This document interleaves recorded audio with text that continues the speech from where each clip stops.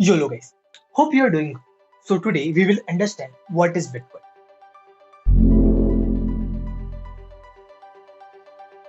And like always, before understanding what Bitcoin is, we will need to understand why Bitcoin. And for this, we will first need to understand what is money.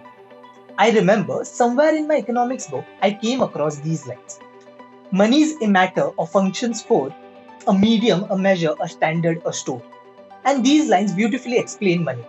So money can be any item or verifiable record which fulfills important functions. First, store of value. Second, medium of exchange. And third, standard or measure of value.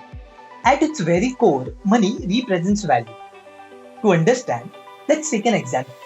If you're working somewhere, at the end of the month, you will get paid in terms of money.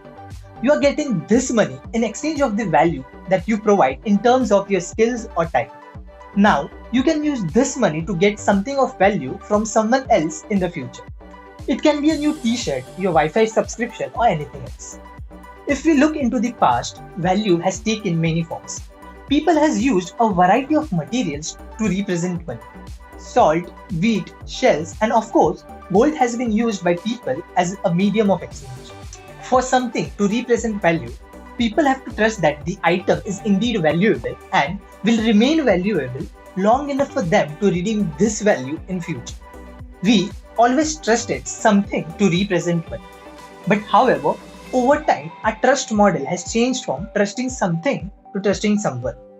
To explain, people found it too difficult to carry stocks of wheat or bars of gold, and even coins for that matter.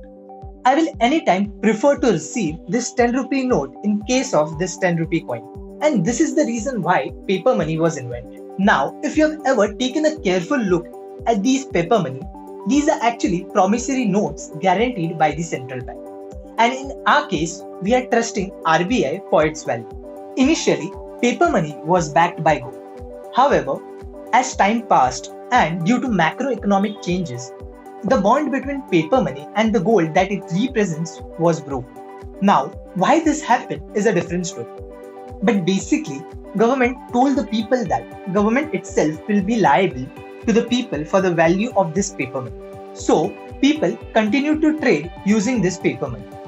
That is backed by nothing but only government's promise. This works because we trust our government, and this is how fiat money was created.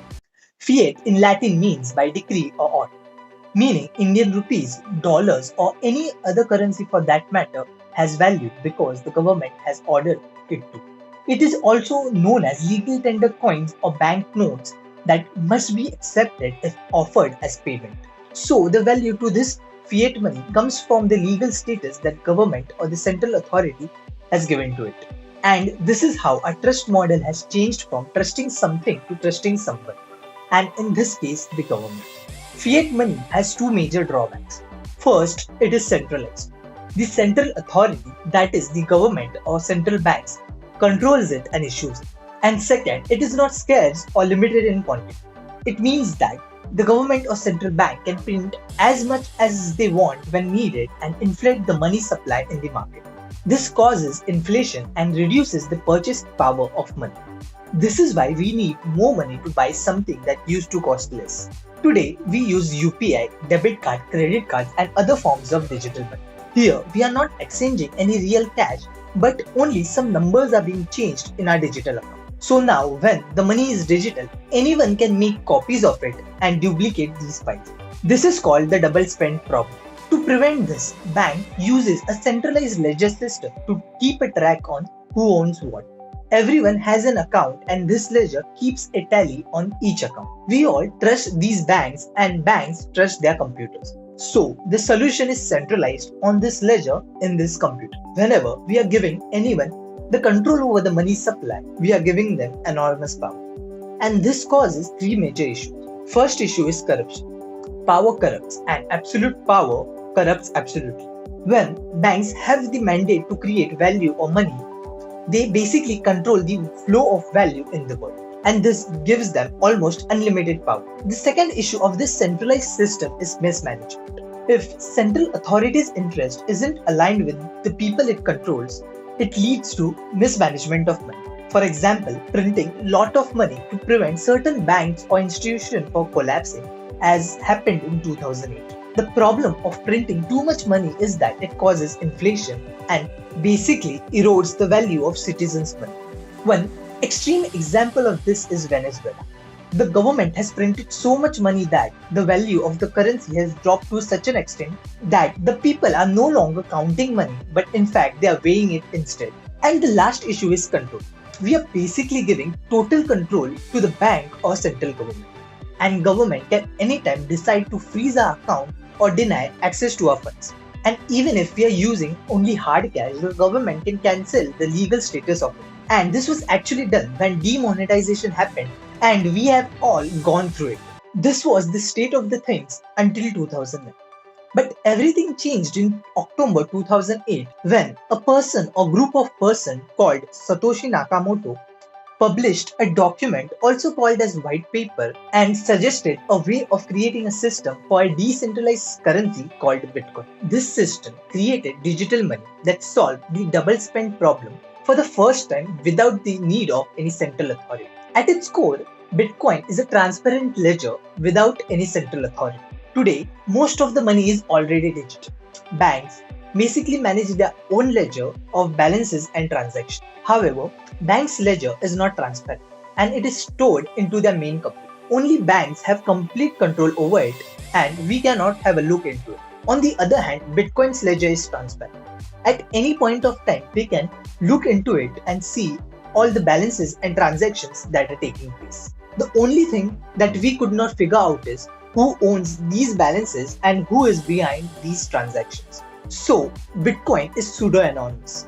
Everything is open, trackable and transparent, but we can't still tell who is sending what to whom. To understand, let's take an example. So, we are seeing certain transactions from the Bitcoin's ledger. Here, as we can see, certain Bitcoin address has sent 10,000 Bitcoins to another Bitcoin address on 22nd May 2010. This specific transaction was the first ever purchase made using Bitcoin, and it was made to buy 2 pizzas by a guy named Laszlo. By the way, this day is also celebrated as Bitcoin Pizza Day. Bitcoin is also decentralized and uses blockchain technology. We have already seen in our previous video how blockchain works. If you haven't seen that video yet, you can watch that video from the link given in the description below. Like most money today, Bitcoin is also digital. There are no actual coins and only rows of balances and transactions. When you own a Bitcoin, it means that you own a right to access a specific Bitcoin address's record in the ledger and send funds from it to different addresses. But why Bitcoin is such a big thing? This is because it is the first time since the digital money came into existence, we have an alternative to the current system. Bitcoin is a form of money that no government or banks can control. It's like the time before the internet where information was limited to a privileged few. But thanks to the internet, the information now is decentralized and accessible to all. Bitcoin is the internet of money and it's offering a decentralized solution to money. Bitcoin has several advantages over the current system. First, it gives us complete control over our money. With Bitcoins, only we have access to our funds and no government or banks can freeze our account. Bitcoin is scarce. The supply of Bitcoin is fixed at 21 million and due to this, Bitcoin is actually anti-inflationary. Finally, Bitcoin opens up the digital commerce to more than 2.5 billion people around the world who are unbanked or underbanked. Today, just with your mobile phone, anyone can start trading using Bitcoin. Many merchants, both online and offline, have already started accepting Bitcoin. Also, there is a lot of innovation happening in this regards. So now you know what are the benefits of Bitcoin and what Bitcoin is.